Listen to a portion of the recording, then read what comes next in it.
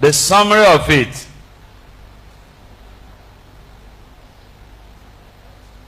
The summary of it is that we cannot run away from this stark reality that Nigeria has to be restructured.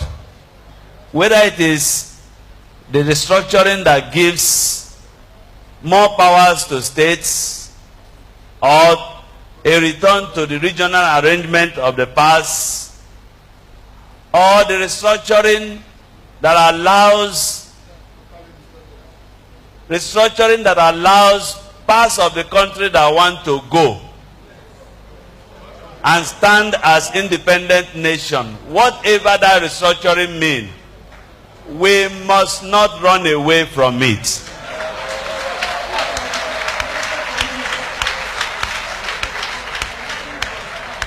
And our position as bishop, and I must say now, I'm carrying you along as a diocese, is that if we continue to pretend that all is well, we will keep bleeding profusely. And very soon, there might be nothing called Nigeria.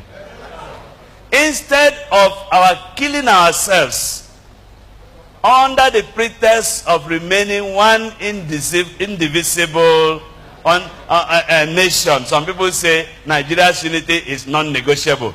I want to say it is negotiable.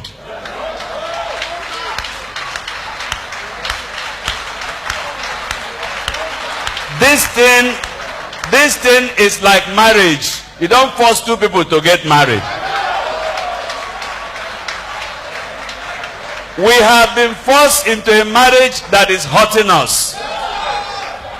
And every day we are dying and pretending to be one. Please, instead of our killing ourselves, and there will be no Nigeria left, let us come to a round table like this. Bring Nigeria as a cake. Bring one big knife and share the cake.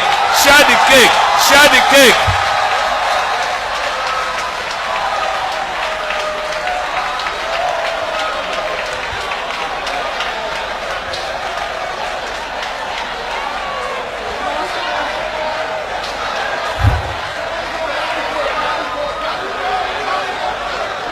Praise the Lord.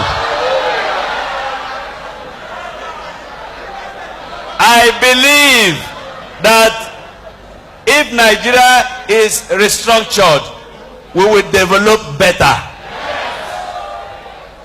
I believe that if Nigeria is restructured, we will respect one another. So let us not pretend to be one when we are not one. Can two work together except they be agreed?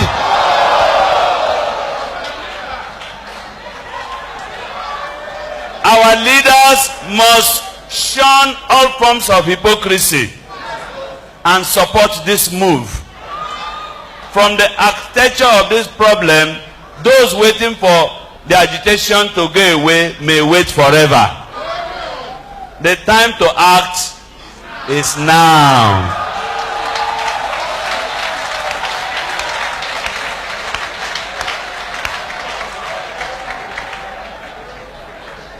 We also wrote something on the continued marginalization and trampling of the rights of Christians in this country. It is so bad.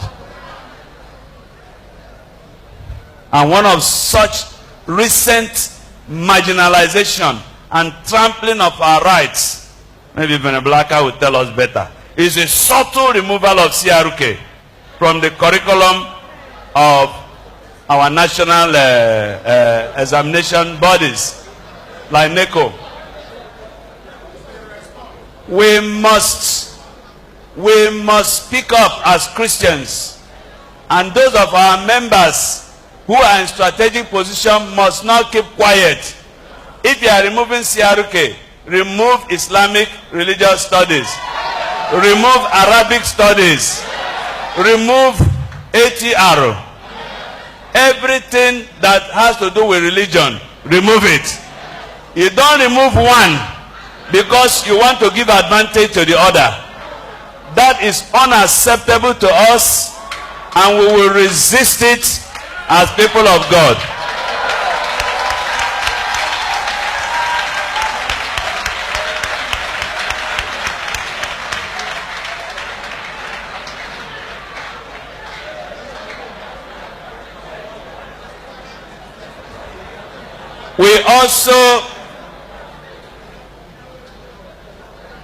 We also wrote something on careless and unguarded utterances by our political leaders.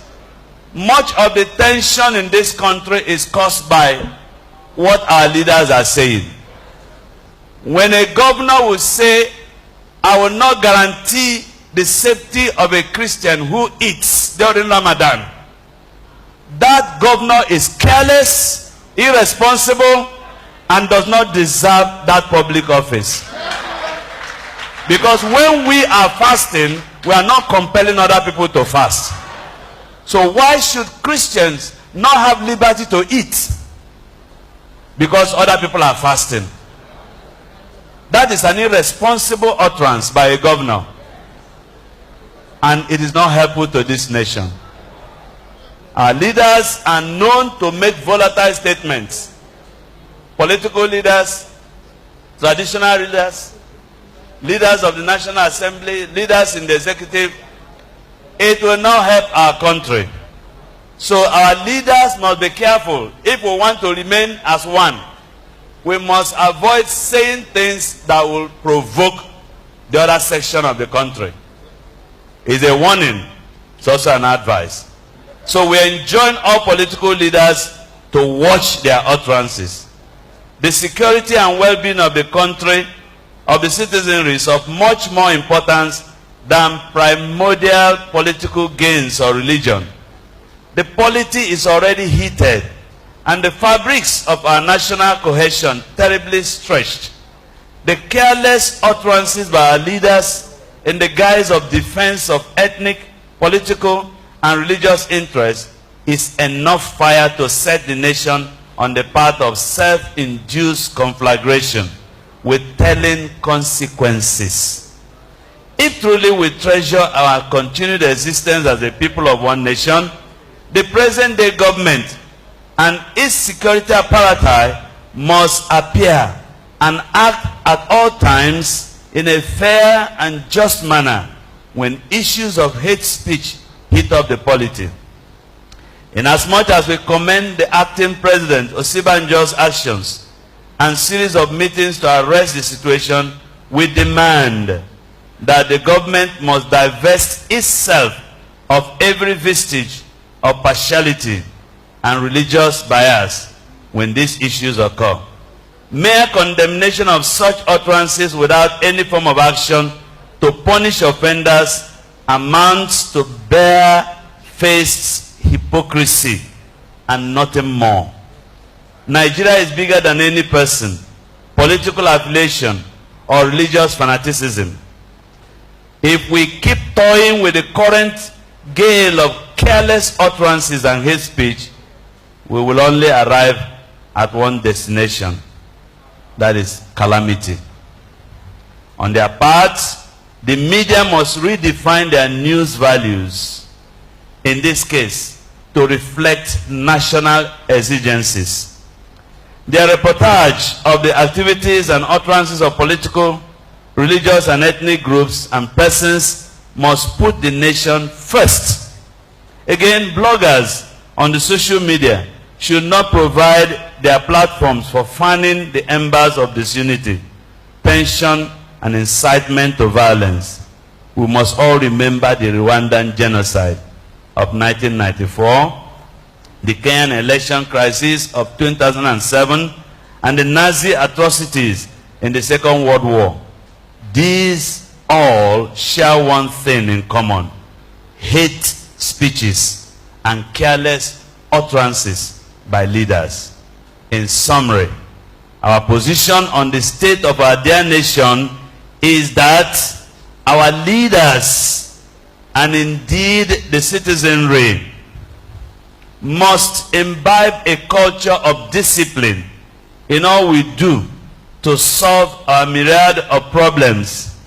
If the politician imbibes discipline on matters of politics, public finances, and projects, if our electoral umpires commit to discipline in overseeing elections and reflecting the people's choice in results, if teachers imbibe discipline in their relationship with their students, if ministers of the gospel show and teach discipline, if those in the civil service entrusted with public funds go about their duties with discipline, if ordinary citizens show personal discipline within and outside their homes, then more than 90% of our national problems would have been solved. A nation without discipline is dead on arrival.